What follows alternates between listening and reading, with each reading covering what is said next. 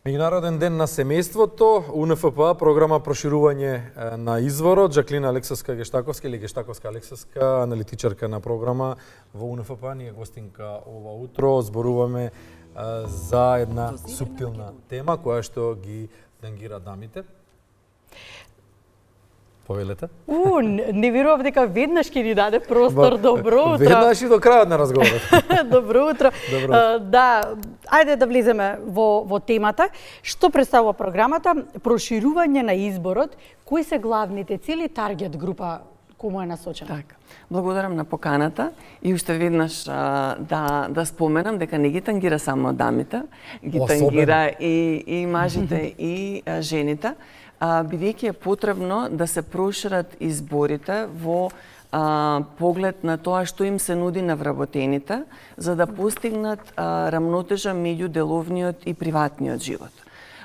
Тоа влијае во голема мера на продуктивноста и профитабилноста на компаниите, бидејќи додадената вредност ја создаваат вработените, но во едно време и помага државите да имаат политики кои што ја градат демографската отпорност.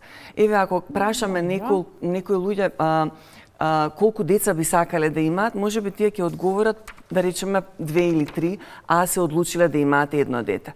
Жените кога треба да одлучат во семејството да имаат зголемување на семејството, понекогаш мораат да изберат помеѓу кариерата и семејството. Го одложуваат обично процесот, да, што доведува пак и до други биолошки последици понатаму во годините. Така. Доколку на семејствата им дадеме можност да се и компаниите и општеството да бидат згрижени тие деца, да им дадат можност да имаат придобивки во работниот однос што им овозможува да направат рамнотежа меѓу приватниот и деловниот живот, во голема мера секое семејство ќе може да го реализира она што го посакува. За жал, и во светот и кај нас на жените отпаѓа најголем дел од неплатената домашна работа и секоја чест на исклучоците и тука мажите играат огромна улога и нивното вклучување. Каква е улогата на мажот во вклучувањето во семејството, кога веќе го спомнуваме? Да, која е улогата? Има интересни некои, вака вели. Стапките на учество на жените во работната сила на Западен Балкан се ниски, помеѓу 16,5 и 52%, значително пониски од оние на мажите. Да. Одговорот е веројатно на сиве овие нешта кои што вие ги наведовте и која всушност е улогата на мажот во сево ова, еве ги бројките од една страна и причините од друга страна. Споделувањето на обврските во семејството во голема мера придонесува да можат жените да се вклучат и во општествениот живот и на пазарот на труд. Во Македонија над 50% од жените се неактивни на пазарот на труд и тоа е огромна бројка, значи тие ниту бараат работа, ниту се вработени и тоа е еден неискористен потенцијал. Од друга страна пак мажите се исто така заглавени во некоја традиционална стереотипна улога, каде што улогата на татко не се поддржува во смисол на тоа да има платено татковско отсуство. Во сите земји, да речам на Западна Европа, се покажува дека колку порано се вклучува таткото во семејните обврски, толку и понатаму во заедничкиот живот поделбата на обврските е порамномерна. И сега различни земји различно ги уредуваат овие политики за родово одговорни семејни политики, за флексибилно работно време, семејно отсуство, татковско отсуство и има добри пракси кои што ние можеме да ги примениме. Зборуваме за соработка на земја од така наречениот, па добро, не сме источен блок, меѓутоа сме така некако поставени географски, кога ќе се одработи одреден проект и кога ќе се заврши одредена фаза, колку факторот меѓународен кој што се работел со нас, например УНФПА или Австрија, со македонците, колку е задоволен од респонсот, од одговорот, од тоа како е спроведен тој проект и од она што треба да се постигне? Да. Фондот за население на Обединетите нации на оваа програма ја има поддршката од Австриската развојна агенција и тоа е од големо значење за да може да се поттикнат компаниите кои што веќе применуваат ваков тип на мерки и политики за своите вработени да го зајакнат тоа и да се даде пример и другите компании тоа да го следат. Верувам дека резултатите што ќе следат и понатаму ќе дадат една мотивација на целокупното општество и тоа е нешто што секако оние кои што го спроведуваат проектот им е многу значено, да има што поголем број на вработени. Има резултат?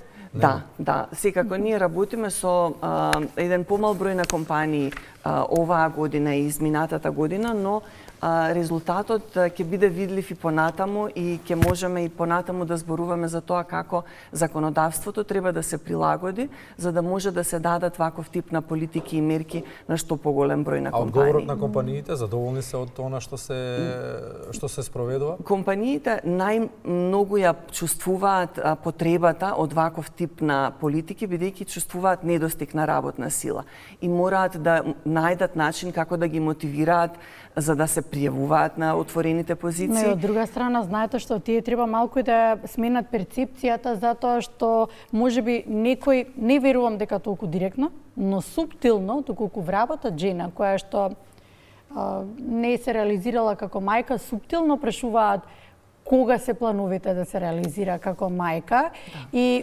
делува тоа, се разбира за понатамошниот работен однос. Сосема сте во право. Перцепцијата треба да се промени. За жал, се уште постојат такви практики на дискриминација на новите вработени, бидејќи стереотипно се мисли дека мајката кога ќе биде во работен однос ќе зема денови за одмор, за грижа за детето. Доколку тука се вклучат и татковците, тоа веднаш ќе се сподели на двата родители, но исто така и доколку компаниите увидат дека во таа улога на родители, нивните вработени имаат специфични потреби и треба да им излезат во пресред, тоа прави многу мотивирани и продуктивни вработени кои што се лојални на компанијата. Тука мора да се најде некој модус, нели? Се жалиме дека наталитетот ни е намален, а од друга страна ги притискаме жените кога доаѓа периодот, нели, за реализирање на семејството и така натаму и така натаму. Тука мора да се работи на тој момент. Каква е улогата сега на младите? Младите генерации доаѓаат, младите генерации живеат во дигитално општество, младите генерации практично и да не познаваат граници во ниту една сфера од животот. Како што тие добро. Па, добро или лошо ќе покаже добро, времето, да, добро.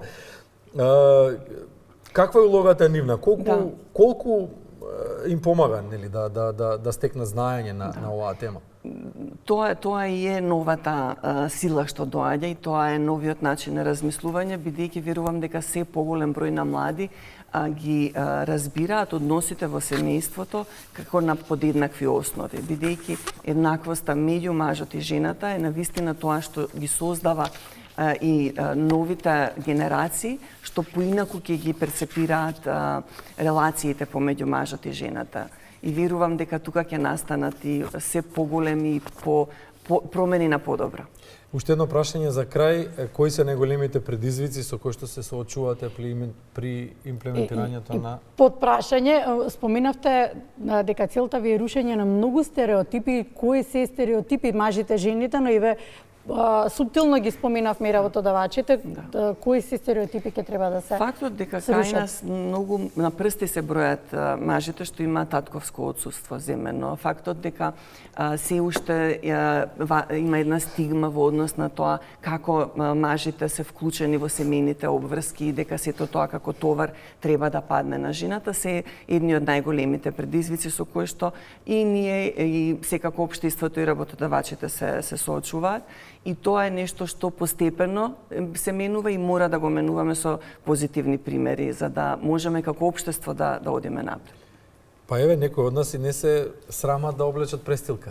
За која било домашна активност и така треба да биде. И секоја чест и навистина тоа е не само поддршката, туку едноставно споделувањето кое што треба да биде начин на кој што тоа ја чини една заедница. Да. Животот мора да биде заеднички. Да.